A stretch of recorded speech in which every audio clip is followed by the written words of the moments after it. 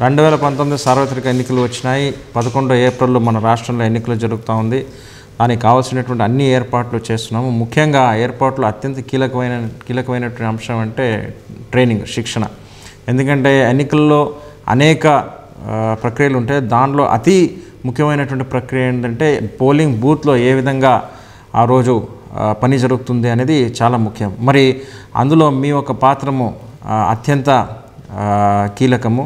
దాదాపుగా 3820 బూత్స్ ఉన్నాయి. మరి ఇందులో ప్రతి బూత్లో 6 చొప్పున 28,000 అంటే రిజర్వ్తో కలుపుకుంటే 28,000 మంది టీచర్సు, ఇతర అధికారులు కావాల్సి వచ్చింది. వాళ్ళందరినీ కూడా అపాయింట్ చేశాం. అందుకే పోయినసారి ఎన్నికలు జరిగినప్పుడు కేవలం 3,000 బూత్స్ ఉంటే ఈసారి 700 నుంచి 800 బూత్ల సంఖ్య పెరిగినాయి. గతంలో 5 అపాయింట్ చేస్తే ఒక బూత్లో ఈసారి 6 అపాయింట్ చేయాల్సినటువంటి ఒక పరిస్థితి ఏర్పడింది. కాబట్టి ఎక్కువ సంఖ్యలో అధికారులను తీసుకోవడం జరుగుతోంది. అయితే ఈ సందర్భంలో మీరు ఎన్నికల్లో సక్సెస్ఫుల్గా విజయవంతంగా చేయాలంటే మీ పాత్ర చాలా అవసరము. మీరు సరిగా చేస్తే ఖచ్చితంగా ఎన్నికలు విజయవంతంగా చేయడానికి వీలవుతుంది. గతంలో కూడా మీరు చాలా బాగా పనిచేశారు. ఈసారి ట్రైనింగ్ పైన చాలా ఎంఫసిస్ పెట్టి అందరికీ సరి అయినటువంటి శిక్షణ ఇవ్వాలనేటువంటిది ఒక ఉద్దేశము. ముఖ్యంగా ఎందుకంటే మీరు ఎన్నిసార్లు గతంలో ఎన్నికలు చేసినా, మీకు ఎంత అనుభవం ఉన్నా ప్రతిసారి కొత్త విషయాలు వస్తూ ఉంటుంది. ఉదాహరణ చెప్పాలంటే ఈసారి వీవీప్యాట్ అనేది ఒక కొత్త మిషన్. అంటే గతంలో CU/BU అని 2 మిషన్స్లే ఉండేవి. ఇప్పుడు వీవీప్యాట్ కొత్తది యాడ్ అయింది. వీవీప్యాట్ అంటే ఏంటి? మీరు వేసినటువంటి ఓటు, అంటే ఒక ఓటరు ఏ వ్యక్తిగా అయితే ఓటు వేస్తాడో ఆ వ్యక్తికి ఓటు నమోదైందా లేదా ఆ మిషన్లో అనేది చూపించే ఒక మిషన్ వీవీప్యాట్. మరి ఈ వీవీప్యాట్ రావడం వల్ల కూడా ఇంకా అనేక స్టెప్స్ పెరిగినాయి. సో ఇవన్నీ కూడా మీరు జాగ్రత్తగా గమనించాల్సినటువంటి అవసరం ఉంది. మీరు నిష్పక్షపాతంగా, మీరు సక్రమంగా, చాలా ఎఫిషియెంట్గా మీరు అక్కడ పనిచేస్తే ఖచ్చితంగా ఎన్నికలు అనేటటువంటిది ప్రశాంతంగా జరుగుతుంది. మనం అంత సంకల్పం చేస్తాం. మీకు చాలాసార్లు చెప్పాను కూడా, ఏ పని అయినా చేయాలంటే ఒక సంకల్పంతో మొదలెట్టాలనేది. ఆ సంకల్పం ఏంటంటే దేశంలోనే అత్యంత ది బెస్ట్ ఎలక్షన్ చిత్తూరులో జరగాలనేది ఒక సంకల్పం చేశాను.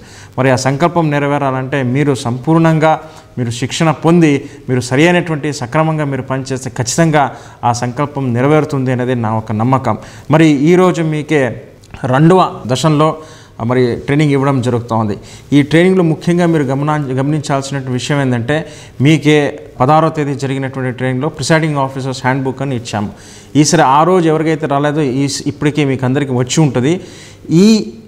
ఈ ప్రిసైడింగ్ ఆఫీసర్ హ్యాండ్బుక్లో అనేక అంశాలు ఉన్నప్పుడు కూడా దాన్ని కొద్దిగా క్రోడీకరించి ఇంకా సరళంగా, ఇంకా సులభంగా 150 స్టెప్స్ అంటే 150 స్టెప్స్ అనేది ఒకటి ఇవ్వడం జరిగింది. అంటే 10వ తేదీ పొద్దున 7 గంటలు కానీ 8 గంటలు కానీ మీరు డిస్పాచ్ సెంటర్ దగ్గర రిపోర్ట్ చేసుకున్నప్పుడు అక్కడి నుంచి రాత్రి మీరు మళ్ళా వచ్చి ఈవీఎంని హ్యాండ్ ఓవర్ చేసే వరకు ఏమైతే స్టెప్స్ ఉన్నాయో, ఏమైతే క్రొనాలజికల్గా సీక్వెన్స్గా స్టెప్స్ ఉన్నాయో ఆ స్టెప్స్ అన్నీ కూడా అది రాసి 150 అంశాలని మీ ముందు తీసుకురావడం జరిగింది. దాన్ని చూస్తే మీకు అన్నీ కూడా బాగా క్లియర్ కట్గా అర్థమవుతుంది. అయినా సరే మీరు ఆ ఒరిజినల్లో హ్యాండ్బుక్, ప్రిసైడింగ్ ఆఫీసర్ హ్యాండ్బుక్ ఏదైతే ఉందో దాన్ని కంపల్సరీగా రెఫర్ చేయాలా. దాన్ని రెఫర్ చేసిన తర్వాత ఈ 150 స్టెప్స్ మీరు చూస్తే అప్పుడు మీకు ఇంకా సులభంగా ఉంటుంది, ఇంకా క్లారిటీ ఉంటుందని ఈ సందర్భంగా తెలియజేస్తున్నాను. ముఖ్యంగా మీరు గమనించాల్సినటువంటి అంశం అంటే నా అనుభవంలో నేను 2009లో ఎలక్షన్ చేశాను, 2014లో ఎలక్షన్ చేశాను. మీకే ట్రైనింగ్ మీరు చాలా ప్రాక్టికల్గా మీరు తీసుకోవాల్సినటువంటి అవసరం ఉంది. ఈరోజు అందుకే నేను 5 నిమిషాలు మాట్లాడిన తర్వాత ముందుగా మీకే ఆ 150 స్టెప్స్ గురించి చెప్పడం జరుగుతుంది. దాని తర్వాత మీ చేత 15 అనెక్షర్స్ని నింపడం జరుగుతుంది. దాని తర్వాత మీ చేత ఈ ఈవీఎంస్ ఆపరేటర్ కూడా చేయించడం జరుగుతుంది. సీలింగ్ ఎట్లా చేయాలని కూడా చెప్పడం జరుగుతుంది. అంతకుముందు ఇంకొక వీడియో కూడా ఉంది, 1 అవర్ వీడియో ఉంది, ఏ విధంగా ఈ ప్రక్రియలన్నీ కూడా చేయాలనేది. ఆ వీడియో కూడా చూపించడం జరుగుతుంది. అందుకే మిగతా చోట బహుశా ట్రైనింగు ఒక పెద్ద క్లాస్ రూమ్లో ఒక 100-200 మందితో చేస్తూ ఉంటే మన దగ్గర ట్రైనింగ్ అనేటటువంటిది ఒక 20-25 మందితో, అంటే ఒక క్లాస్లో కేవలం 20-25-30 మందితో చిన్న గ్రూప్స్ చేసి చేయడం జరుగుతూ ఉంది.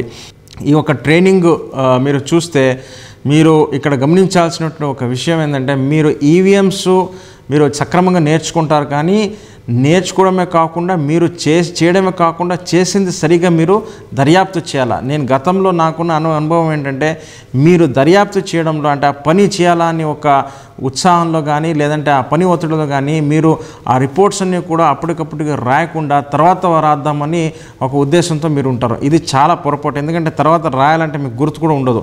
నేను ఒకసారి పనిచేసినప్పుడు విజయవాడలో చాలామంది ఆ రిపోర్ట్స్ అన్నీ కూడా ఖాళీ, ప్రిసైడింగ్ ఆఫీసర్ డైరీ కానీ 17C కానీ 17A కానీ ఎన్నో ఫామ్స్ ఖాళీగా వాళ్ళు తీసుకువచ్చి అక్కడ రిసెప్షన్ సెంటర్ దగ్గర భోజనం చేసి నింపడం మొదలెట్టారు. మరి అప్పటికి వాళ్ళందరూ కూడా మర్చిపోయినారు. సో ఇలాంటి మళ్ళీ అది రిపీట్ కాకూడదు అనే ఉద్దేశంతోనే నేను ఈ శిక్షణలోని భాగంగా మీ చేత అన్ని ఫామ్స్ కూడా నేను నింపిస్తున్నాను. అంటే ఫామ్స్ చూస్తే అనక్షర్ 5 నుంచి అనక్షర్ 17 మరియు అనక్షర్ 20, దాని తర్వాత అబ్జర్వర్ స్క్రూటినీ రిపోర్ట్, ఇవన్నీ కూడా ఒక దాదాపుగా 13 నుంచి 15 అనక్షర్స్ మీరు నింపితే మీరు సక్రమంగా అప్పటికప్పటికి ఎప్పుడైతే అక్కడ ఆ ఘటన జరుగుతుందో ఆ ఘటన జరిగినప్పుడే మీరు నింపితే మీకు ఎటువంటి ప్రాబ్లమ్స్ ఉండవు. అందుకే ఇవన్నీ కూడా ఈ ట్రైనింగ్లో నేను ప్రాక్టీస్ చేపిస్తున్నాను. ఇక్కడ ముఖ్యమైనటువంటి పాత్ర సెక్టరల్ ఆఫీసర్స్. ప్రతి సెక్టరల్ ఆఫీసర్కు దాదాపుగా 8 నుంచి 9 మంది ప్రిసైడింగ్ ఆఫీసర్స్ కానీ 8 నుంచి 9 బూత్స్ కానీ ఉంటాయి. సో ఈ పని అంతా కూడా సెక్టరల్ ఆఫీసర్స్ మీ చేత చేయించాల్సినటువంటి అవసరం ఉంది. మీరు పొద్దున 7 గంటలకి పోలింగ్ ప్రారంభించి తర్వాత సాయంత్రం 6 గంటలు మీరు పోలింగ్ పూర్తి అయ్యేంత వరకు మీరు ఈవీఎంస్ మేనేజ్ చేయడము ఒక ఎత్తైతే, దానికి సరిగా అప్పటికప్పటికి రిపోర్ట్ చేయడం కూడా చాలా ఇంపార్టెంట్. అందుకే ఈవీఎంస్ మేనేజ్ చేసి ఈవీఎంస్ సరిగా సీల్ చేసి అన్ని రిపోర్ట్స్ రాసిన తర్వాతనే మీరు అక్కడి నుంచి బయలుదేరాలా అనేది కూడా నేను చెప్పడం జరిగింది. గతంలాగా కాదు, మేము అక్కడ వచ్చి రిసెప్షన్ సెంటర్ దగ్గర వచ్చి మేము నింపుతామంటే కుదరదు. మీరు నింపకపోతే మీ పోలింగ్ బూత్ నుంచి బండి కదలకూడదు అని కూడా చెప్పడం జరిగింది. అదేవిధంగా మీరు రిసెప్షన్ సెంటర్ దగ్గర వచ్చినప్పుడు మీకు తొందరగా అయిపోవాలనే ఉద్దేశంతో దాదాపు 15 నుంచి 20 కౌంటర్లు ఉన్నాయి. ఆ 20 కౌంటర్లో అత్యంత కీలకమైనటువంటి పత్రాలు అవేంటంటే 17C, form 17C, presiding officers diary, mock poll certificate, observers scrutiny report, presiding officer declaration, visit sheet మరియు మైక్రో అబ్జర్వర్స్ రిపోర్టు, ఇవన్నీ నింపినటువంటి ఫామ్స్ మీరు సరిగా నింపి ఉంటే 2 నిమిషాల్లో మీ పని అవుతుంది. కానీ మీరు నింపలేదనుకో 4 గంటలైనా కూడా మీ పని కాదు.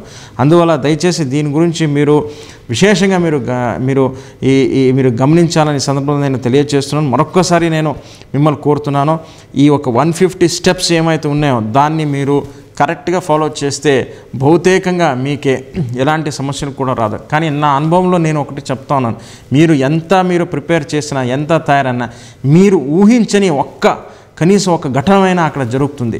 మీరు సరిగా ప్రిపేర్ అయి ఉంటే మీరు ఆ ఘటనాన్ని సరిగా ఎదుర్కోగలరు. కానీ మీరు సరిగా ప్రిపేర్ అవ్వకుండా ఉంటే ఖచ్చితంగా మీరు అక్కడ ఇబ్బంది పడే అవకాశం ఉంటుంది. ఏదైనా మీకు అలాంటి సిచ్యువేషన్స్ రాకూడదని నేను ప్రార్థిస్తున్నప్పటికీ కూడా మీరు దానికి రెడీ ఉండాలని ఈ సందర్భంలో నేను తెలియజేస్తున్నాను. మీలో చాలామంది ఉత్సాహంతో చేయాలనే ఉద్దేశంతో మీరు వస్తున్నారు. మీకు అందరూ కూడా నేను ఈ సందర్భంలో శుభాకాంక్షలు తెలియజేస్తున్నాను. ఎక్కడో 1 or 2% అనేక కారణం వల్ల మేము చేయలేము, మాకు ఎగ్జామ్షన్ ఇవ్వండి అని కూడా నా దగ్గరికి వస్తున్నారు.